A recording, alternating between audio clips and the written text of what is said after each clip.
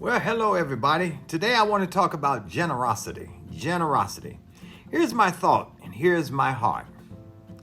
If you want the blessings of God on your life, if you want the power of God in your life, if you want the anointing of God through your life, you must first build your life on three things in order to have the blessings of God. They are integrity, humility, and generosity.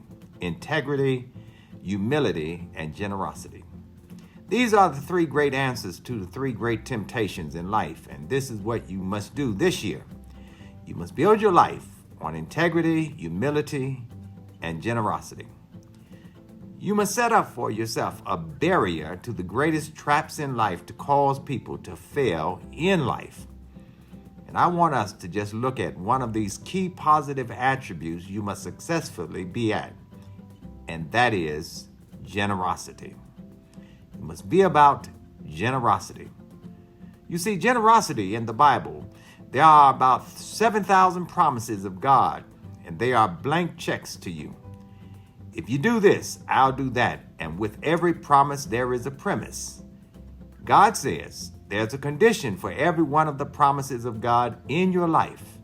Promises for success, promises for satisfaction, promises for fulfillment, promises of blessings. Over 7,000 promises of God to you, but every promise has a premise in the Bible. The number one thing to remember is that God has promises which are connected to generosity promises. They are related to generosity, and the Bible, more than any other subject in the Bible, is generosity. Being generous, yes, with your money.